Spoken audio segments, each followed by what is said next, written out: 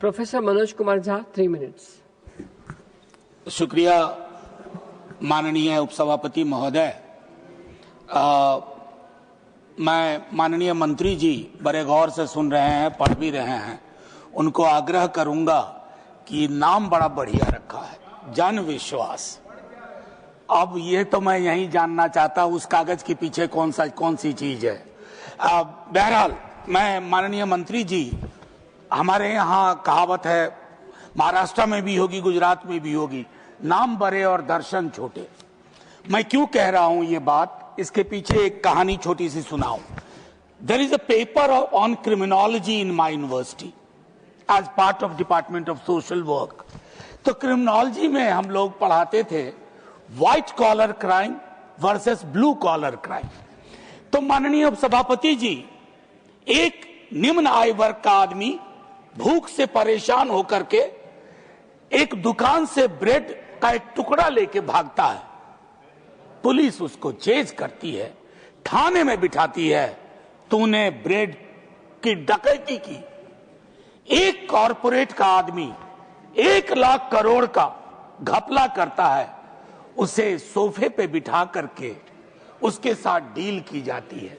मैं एक स्पष्ट झुकाव जो इस बिल के माध्यम से देख रहा हूं आपके समक्ष मैंने रखा। माननीय मंत्री जी, ये फ्राइडियन स्लिप भी नहीं है। माननीय मंत्री जी यहाँ है, मेरे मुंह से प्रधानमंत्री निकल गया था।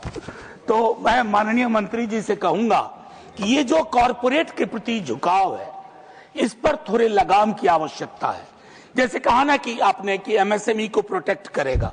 कोई डेटा है कि बीते वर्षों में कितना प्रोटेक्शन बड़े कॉरपोरेट को मिला और कितना प्रोटेक्शन एमएसएमई सेक्टर को मिला?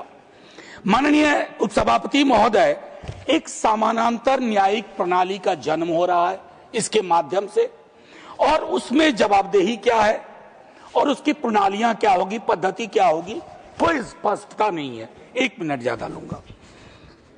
छोटे व्यवसाय और व्यवसायियों के लिए क्या उत्पीड़न का एक नया रास्ता खुल जाएगा? Particularly with remand to women workers, if there are certain things which have been decriminalized, तो चिंता का विषय है कि उसके लिए वैकल्पिक व्यवस्था आपने क्या की है, क्योंकि महिलाएं अपने कार्यस्थल पर अक्सर शोषण का शिकार होती हैं। उसके लिए आपको फार्मा सेक्टर की मैं बात, घंटी मत बजाइएगा मैम, मैं 1 मिनट में खत्म कर दूंगा। वैसे भी इस पर मैं आपको कहूं कि फार्मा सेक्टर को लेकर के शक्ति भाई ने लाइटर वेन में एक बात कही। मैं गंभीरता से मैं भी एक बात कह सकता हूं कि बीते वर्षों में हमारे देश के, चूंकि हमें फार्मा में हमारा योगदान है, तो हमारी शिकायतें WHO और अन्य मुल्कों में भी हुई हैं, शिकायतें दर्ज की गई हैं।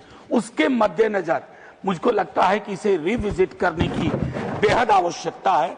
ड्रग और कॉस्मेटिक्स के मामले में भी मैं चाहता हूं कोई भी सरकार हो, लॉबिंग से उनकी प्रणालियों पर, कानून पे असर न पड़े, उससे प्रोटेक्शन बेहद आवश्यक है। और जैसा मैंने प्रारंभ में कहा माननीय उपसभापति महोदया, कि ये स्पष्ट करना होगा, हाल के वर्षों में जितने बिल हाल के दिनों में देखें, उसकी कोई आवश्यकता नहीं थी। ट्रांसजेंडर बिल की कोई आवश्यकता नहीं थी। इसको एक पॉजिटिव नजरिए से डेवलप किया जा सकता था। और आखिरी टिप्पणी करके खत्म करूंगा। अभी इसके ठीक बाद मुझे 1.5 घंटा विलंब हो गया है, मुझे प्रेस क्लब जाना है। जानती हैं क्यों मैम? सिर्फ इसलिए कि सरकार की आलोचना देश की आलोचना हो गई है। सरकार की नीतियों, उसमें कुछ डिक्रिमिनलाइज करिए। मेरे देश और मेरी सरकार में फर्क है। ये फर्क 75 वर्ष पूर्व भी था, ये फर्क 75 वर्ष बाद भी रहना चाहिए।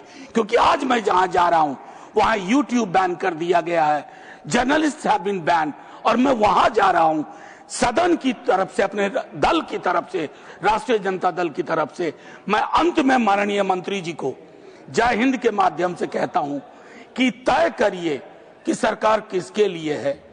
आपकी नीतियां कॉरपोरेट परस्त हों, 24 घंटे 7 दिन। समृद्धि के 5 टापू सिर्फ चुनाव में वोट नहीं देते हैं।